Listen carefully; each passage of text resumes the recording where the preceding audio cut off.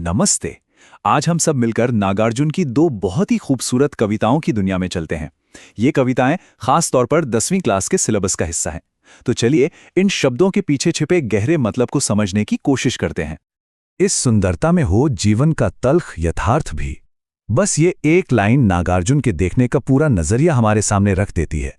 ये सोचने पर मजबूर करती है कि अरे हाँ, कोमलता और कठोरता, सुंदरता और सच्चाई, ये तो असल में एक ही सिक्के के दो पहलू हैं। तो चलिए पहले बात करते हैं खुद नागार्जुन की, जिन्हें सरल सौंदर्य का कवि कहा जाता है। और क्यों? क्योंकि उनकी सबसे बड़ी खासियत ही यही है कि वो रोजमर्रा की एकदम साधारण चीजों में भी एक असाधारण मतलब और गहरी सुंदरता ढूंढ लेते हैं, जैसे कि एक छोटे बच्चे की मुस्कान या फिर खेतों में लहलहाती फसल। तो आइए उनकी पहली कविता को थोड़ा करीब से महसूस करते हैं। ये दंतुरित मुस्कान। इस कविता में एक छोटे बच्चे की वो मासूम सी नए नए दांतों वाली मुस्कान देखकर कवि का मन इतना भावुक हो जाता है कि उनके अंदर जैसे भावनाओं का एक सैलाब सा आ जाता है। तो ये दंतुरित मुस्कान आखिर है क्या? इसका मतलब बहुत सीधा सा है।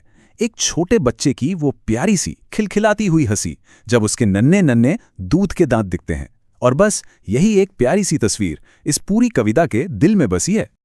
तो जब कवि ये मुस्कान देखते हैं तो जानते हैं क्या होता है? उनके दिल में प्यार और वात्सल्य उमड़ पड़ता है। उनका मन खूबसूरत ख्यालों से भर जाता है। उन्हें लगता है कि ये मुस्कान तो दुनिया की हर कड़वाहट से दूर एकदम पाक साफ है। एक ऐसी मुस्कान जो आने वाले कल के लिए सुनहरी उम्मीदें जगाती है। लेकिन नागार्जुन सिर्फ वही नहीं देखते जो ऊपर ऊपर से दिखाई देता है। वो इस मुस्कान में कुछ और भी गहरा देखते हैं, कुछ ऐसा जो शायद पहली नजर में पकड़ में भी ना आए। और देखिए, यही वो बात है जो इस कविता को इतना खास बना देती है। यहां एक ही मुस्कान के दो पहलू नजर आते हैं। एक तरफ तो वो प्यारी सी मुस्कान है जो भविष्य की उम्मीद है, जो दिल को प्यार से भर देती है और जो मासूमियत की निशानी है। लेकिन कवि की पारखी नजरें इसके आर पार देख लेती हैं। उन्हें उसी मुस्कान में जिंदगी की कठोर सच्चाई, उसका संघर्ष और कहीं छिपी हुई वेदना भी दिखाई दे जाती है। मतलब नागार्जुन हमें ये बताते हैं कि असली सुंदरता वो है जो जिंदगी को उसकी पूरी सच्चाई के साथ अपनाए। अच्छा, तो एक बच्चे की मुस्कान में जिंदगी की पूरी तस्वीर देखने के बाद अब नागार्जुन हमारा ध्यान एक और बड़े कैनवस की तरफ खींचते हैं। चलिए उनकी दूसरी कविता फसल की दुनिया में चलते हैं। यहां वो एक छोटे निजी पल से बाहर निकलकर उस चीज का जश्न मनाते हैं जो इंसान की मेहनत और कुदरत के जादू का संगम है। इस कविता में फसल का मतलब सिर्फ अनाज का ढेर नहीं है, बिल्कुल नहीं। ये एक जीता जागता प्रतीक है, इंसान के पसीने और प्रकृति की मेहरबानी की साझेदारी का। यही तो किसान की जिंदगी का आधार है, उसकी उम्मीदों का फल है और उसकी खुशियों की वजह भी। तो ये फसल तैयार कैसे होती है? ये पूरी प्रक्रिया ही अपने आप में कहानी है।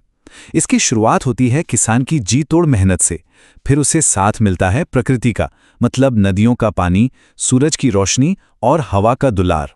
और जब ये सब चीजें मिलती हैं तब जाकर फसल में एक सुनहरी चमक आती है जो आखिर में खुशहाली की निशानी बन जाती है। नागार्जुन इस पूरे सीन को हमारी आंखों के सामने जिंदा कर देते हैं। वो कहते हैं कि फसल तो जैसे खुशी का गीत है। सोचिए, जब फसल की सुनहरी बालियां हवा में झूमती हैं तो ऐसा लगता है मानो वो किसान की मेहनत के लिए खुशी के गीत गा रही हों। और ये नज़ारा किसान के मन को आनंद से भर देता है।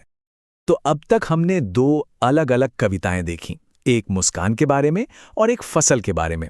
अब चलिए इन दोनों के धागों को आपस में जोड़ते हैं और देखते हैं कि नागार्जुन का असली संदेश क्या है, वो हमें क्या सिखाना चाहते हैं। यहां इन दोनों कविताओं की आत्मा एक साथ रखी है। एक तरफ है यह दंतुरित मुस्कान, जिसका केंद्र है बच्चे की प्यारी सी मुस्कान, जिसमें उम्मीद भी है और जिंदगी की सच्चाई भी, और कवि के मन में प्यार का भाव है। और दूसरी तरफ है फसल, जिसका केंद्र है लहलहाते खेत, जो मेहनत और प्रकृति की साझेदारी का नतीजा है। और यहां कवि के मन में सम्मान और खुशी का भाव है। देखा कैसे दो अलग अलग तस्वीरें एक ही गहरी सोच को दिखाती हैं। तो सबसे जरूरी बात जो समझने की है वो ये कि नागार्जुन हमें सिखाते हैं कि हमारे आसपास की एकदम साधारण चीजों में ही असाधारण अर्थ छिपे होते हैं। चाहे वो एक बच्चे की मासूम मुस्कान हो या खेत में लहलहाती फसल, हर चीज के अंदर एक गहरी कहानी और जिंदगी का फलसफा छिपा है।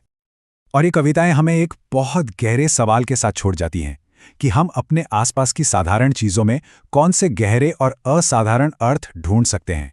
इस पर सोचिएगा ज़रूर।